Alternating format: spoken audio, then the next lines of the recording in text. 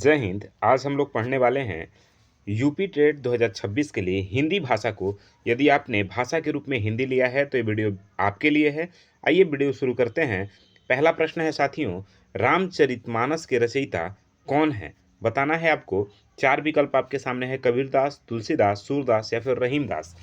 बताइए कौन सा विकल्प ठीक होगा। तो साथियों, आप सभी जानते हैं कि रामचरितमानस के जो रचयिता हैं वो तुलसीदास जी हैं। विकल्प बी आपका ठीक हो जाता है। देखिए, अगर हम बात करें रामचरितमानस की और तुलसीदास की, तो साथियों ध्यान रखिएगा, तुलसीदास हिंदी साहित्य के महान भक्ति काल के कवि थे। किस काल के कवि हुए? भक्ति काल के। उन्होंने रामचरितमानस की रचना की। इसमें भगवान राम के जीवन का वर्णन किया गया है। यह काव्य जो है ना साथियों, ध्यान रखिएगा, बहुत बार एग्जाम में पूछा जाता है। यह अवधी भाषा में लिखा गया है। किस भाषा में लिखा गया है? अवधी भाषा में। और इसमें चौपाई और दोहा प्रमुख छंद का प्रयोग हुआ है। ध्यान रखिएगा साथियों, कुछ और महत्वपूर्ण बातें। रामचरितमानस की अगर हम बात करें साथियों, तो रामचरितमानस में कुल 7 कांड हैं। रामचरितमानस को कांडों में बांटा गया है और कुल 7 कांड हैं। बाल कांड, अयोध्या कांड, अरण्य कांड, किष्किंधा कांड, सुंदर कांड, लंका कांड और उत्तर कांड। ध्यान रखिए साथियों, ये 7 कांड हैं आपके रामचरितमानस में। अवधी भाषा में लिखी गई है, तुलसीदास जी ने लिखा है। अब चलते हैं अगले प्रश्न पे साथियों। अगला प्रश्न है, कबीर किस काल के कवि थे? कबीरदास जी किस काल के कवि थे? आपको बताना है। क्या वह आदि काल के कवि थे, भक्ति काल, रीति काल या फिर आधुनिक काल के कवि थे? साथियों, सही विकल्प बताइए। अगर आपको प्रश्न का उत्तर मालूम है तो कमेंट करके भी जवाब दे सकते हैं। ध्यान रखिए साथियों, जो कबीरदास जी हैं वो भक्ति काल के कवि हैं, तो विकल्प बी आपका ठीक हो जाता है। किस काल के कवि हैं साथियों? भक्ति काल के कवि हैं कबीरदास जी। देखिए, कबीर भक्ति काल के प्रमुख संत कवि हैं। उन्होंने समाज में फैले कुरीतियों, पाखंड और अंधविश्वास का काफी विरोध किया और वह निर्गुण भक्ति का प्रचार करते हैं साथियों। और भी उनकी कुछ महत्वपूर्ण रचनाएं हैं जिसको ध्यान रखिएगा। साखी, सबद और रमैनी, यह प्रमुख उनकी रचनाएं हैं कबीरदास की। अगला प्रश्न है साथियों, सूर सागर के रचयिता कौन है? सूरदास, तुलसीदास, कबीरदास या फिर रहीमदास? तो साथियों ध्यान रखिएगा, सूरदास जी सूर सागर के रचयिता हैं। ये ध्यान रखना है आपको। सूरदास कृष्ण भक्ति के महान कवि थे। ध्यान रखिए, सूरदास कृष्ण भक्ति के महान कवि थे। उनकी प्रसिद्ध कृति है सूर सागर, जिसमें भगवान कृष्ण के बाल लीलाओं का सुंदर वर्णन मिलता है साथियों। कुछ और महत्वपूर्ण बात है, उसको भी ध्यान रखिएगा। सूरदास को श्रृंगार और वात्सल्य रस का महान कवि माना जाता है साथियों। अगला प्रश्न आपके सामने है, भारत भारती के लेखक कौन है? बहुत इंपॉर्टेंट प्रश्न है, कई बार एग्जाम में पूछा हुआ प्रश्न है। क्या यह मैथिली शरण गुप्त हैं, रामधारी सिंह दिनकर हैं या फिर सुमित्रानंदन पंत हैं या फिर जयशंकर प्रसाद हैं? बताइए साथियों, सही विकल्प क्या होगा? ध्यान रखिए, इसका जो सही विकल्प होगा साथी, वो विकल्प ए ठीक होगा, यानी मैथिली शरण गुप्त राइट आंसर है आपका। ठीक है ना। देखिए, मैथिली शरण गुप्त की अगर हम बात करें तो हिंदी साहित्य के प्रसिद्ध राष्ट्रीय कवि थे ये। इनकी प्रसिद्ध कृति भारत भारती है, जिसमें भारत की इतिहास, सांस्कृतिक और राष्ट्रीय भावना का वर्णन है साथियों।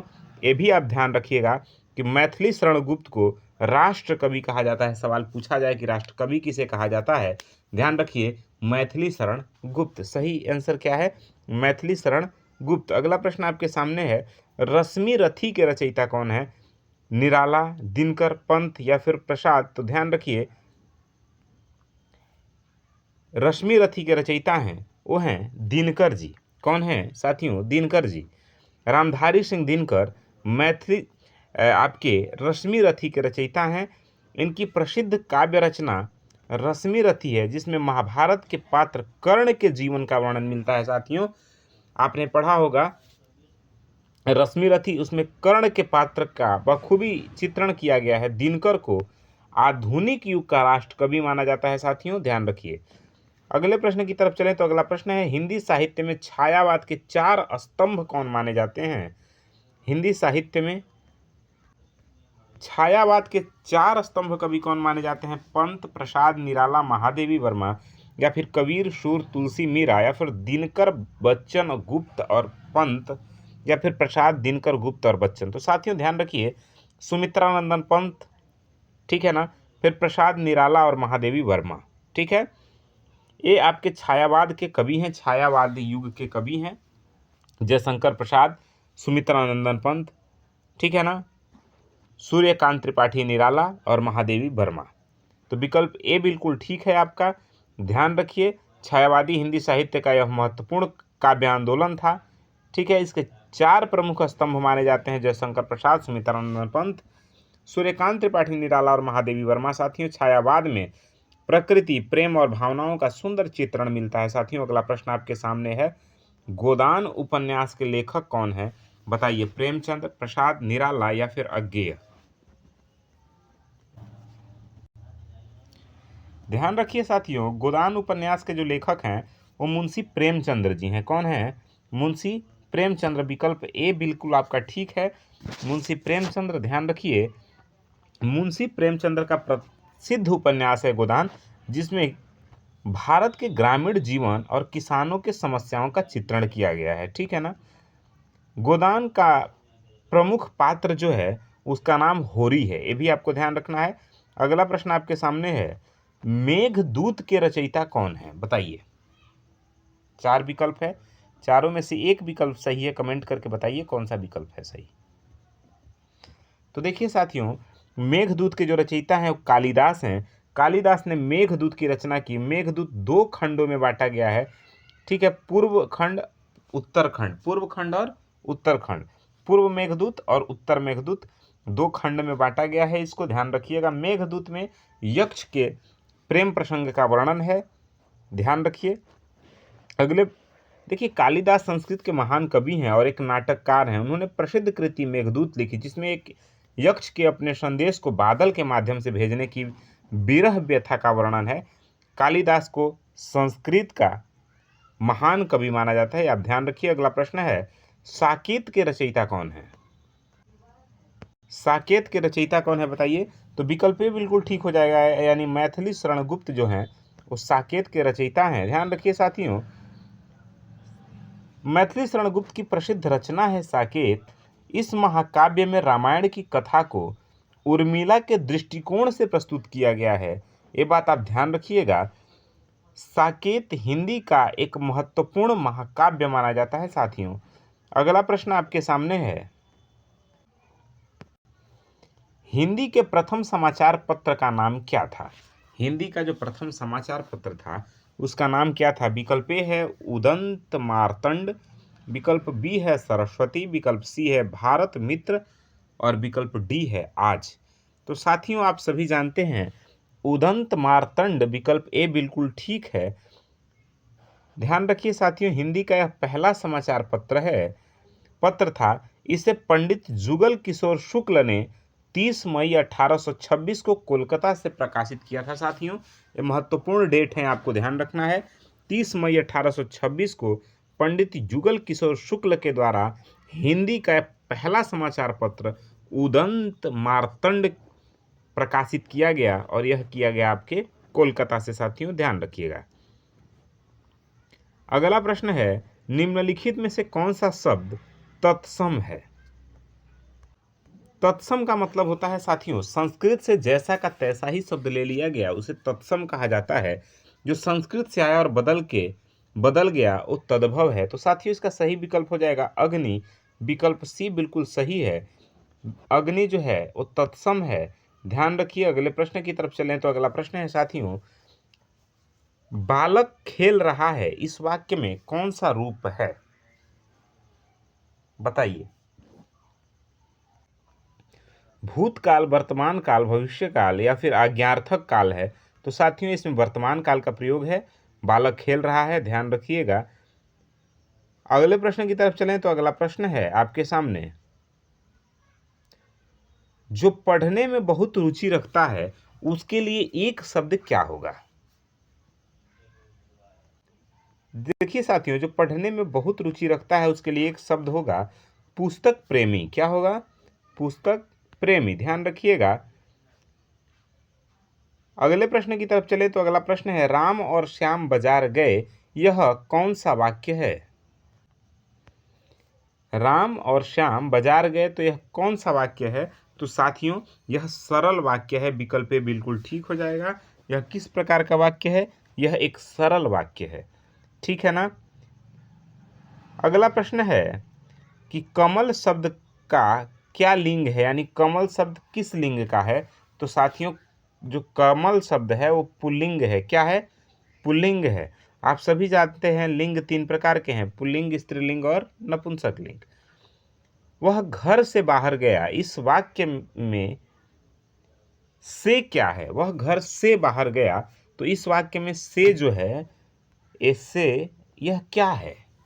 क्या यह समुच्चय बोधक वाक्य है, संबंध बोधक वाक्य है, विस्मयादि बोधक वाक्य है, या निपात वाक्य है? तो साथियों ध्यान रखिएगा, यह एक संबंध बोधक वाक्य है। विकल्प बी सही हो जाएगा आपका। अगले प्रश्न की तरफ चलें तो अगला प्रश्न है, निम्नलिखित में से कौन सा शब्द तद्भव है? तद्भव शब्द कौन सा है? साथियों ध्यान रखिए, तद्भव शब्द जो होगा वो विकल्प सी यानी आग हो जाएगा। अब आग, इसका तत्सम क्या होगा? अग्नि होगा। ध्यान रखिएगा। अगले प्रश्न की तरफ चलें तो अगला प्रश्न है आपके सामने, उसने मेरी मदद की, इस वाक्य में मेरी क्या है? उसने मेरी मदद की, इस वाक्य में मेरी क्या है? तो साथियों ध्यान रखिएगा, यह विकल्प बी सही हो जाएगा, यानी यह सर्वनाम है। संज्ञा के स्थान पे प्रयोग होने वाले शब्द को हम सर्वनाम कहते हैं साथियों, तो ये आपको ध्यान रखना है। अगला प्रश्न है, दूध का जला छाछ भी फूंक फूंक कर पीता है, यह क्या है? यह मुहावरा है, लोकोक्ति है, पर्यायवाची है, या फिर विलोम शब्द है? तो देखिए साथियों, इसका जो सही विकल्प होगा विकल्प बी हो जाएगा, यानी यह एक लोकोक्ति है। ठीक है, लोक प्रचलित है, यह एक प्रसिद्ध लोकोक्ति है। इसका अर्थ होता है जो व्यक्ति एक बार नुकसान उठाता है वह आगे बहुत सावधानी बरतता है, बहुत सावधानी से रहता है।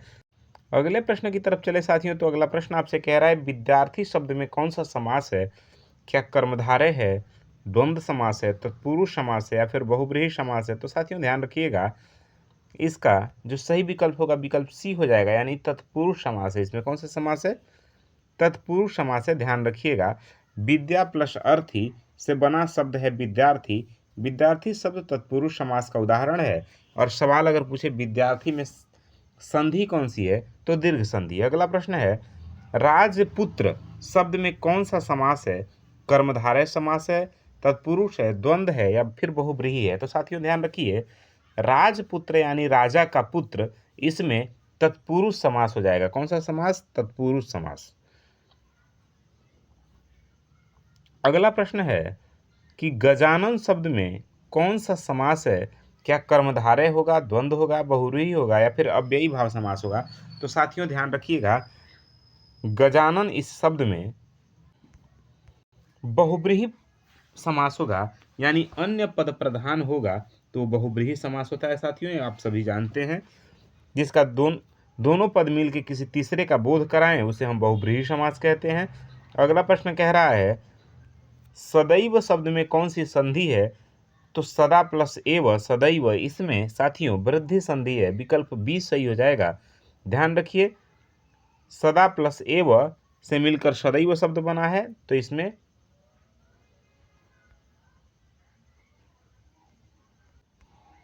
दीर्घ संधि लिखा है, गलत है। यहाँ पे वृद्धि संधि हो जाएगा साथियों, ध्यान रखिएगा। कौन सी संधि? अ के बाद ए हो तो ए के स्थान पे ऐ आदेश हो जाता है, वृद्धि संधि है। ठीक है ना। अगला प्रश्न है, राम बहुत तेज दौड़ता है, इस वाक्य में तेज क्या है? बताइए। तो तेज जो है वो साथियों विशेषण है। विकल्प बी सही हो जाएगा। विशेष्य और विशेषण, जिसकी विशेषता बताई जाए वो विशेष्य है, और उसके बारे में जो कुछ बताया जाए वो विशेषण होता है साथियों, ये ध्यान रखिएगा आप सभी। अगले प्रश्न की तरफ चले तो अगला प्रश्न है, चंद्रमा सामुख में कौन सा अलंकार है? तो साथियों चंद्रमा सामुख या चंद्रमा के समान मुखी, इसमें उपमा अलंकार है। ध्यान रखिएगा, कौन सा अलंकार है? उपमा अलंकार है। अगला प्रश्न है, करुण रस का स्थायी भाव क्या है? क्रोध, शोक, हर्ष, या फिर भय? तो साथियों ध्यान रखिए, करुण शब्द का स्थायी भाव शोक हो जाएगा। क्या होगा? शोक होगा। अगले प्रश्न की तरफ चले तो निम्नलिखित में से कौन सा शब्द उपसर्ग से बना है? विद्यालय, पराजय, कमल और जल? तो साथियों विकल्प बी सही हो जाएगा। पराजय शब्द जो है वो उपसर्ग लगा के बना है। आप सभी जानते हैं उपसर्ग किसी भी शब्द के पहले लगता है और लग करके उसके अर्थ को बदल देता है, उसे ही हम उपसर्ग कहते हैं। अगला प्रश्न है बालक शब्द में कौन सा प्रत्यय लगा है? तो बालक शब्द में क प्रत्यय लगा है, विकल्प ए बिल्कुल ठीक है आपका। अगला प्रश्न है नीलकंठ शब्द में कौन सा समास है? कर्मधारय है, द्वंद्व है, तत्पुरुष है या फिर बहुब्रीहि है? तो देखिए साथियों, ध्यान रखिए, नीलकंठ, नीला कंठ हो जिसका, यह है बहुब्रीहि समास, ठीक है ना। कहीं कहीं इसे विशेष्य और विशेषण का संबंध माना जाता है साथियों। तो कहीं कहीं से कर्मधारय समास भी कहा जाता है कि नीला विशेषता बताई जा रही है, कंठ की विशेषता नीली बताई जा रही है, तो इसमें कर्मधारय की भी कहीं कहीं बात होती है, तो ये ध्यान रखिएगा। अगले प्रश्न की तरफ चलें तो अगला प्रश्न है राम ने रावण को मारा, इस वाक्य में रावण क्या है? कर्ता है, कर्म है, करण है या फिर संप्रदान है? तो ध्यान रखिए साथियों, इसमें रावण जो है वो कर्म कारक है, रावण क्या है? कर्म कारक है, ध्यान रखिए। तो ये रहे आपके वो सभी महत्वपूर्ण प्रश्न जिनके पूछे जाने की संभावना थी। तो साथियों, वीडियो आपको कैसा लगा? चैनल पर नए विजिट कर रहे हैं, सब्सक्राइब कर लीजिएगा। वीडियो पसंद आए तो लाइक शेयर करिए। कोई क्वेश्चन हो तो कमेंट बॉक्स में जरूर बताइए। मिलते हैं अगले क्लास में, तब तक के लिए साथियों जय हिंद।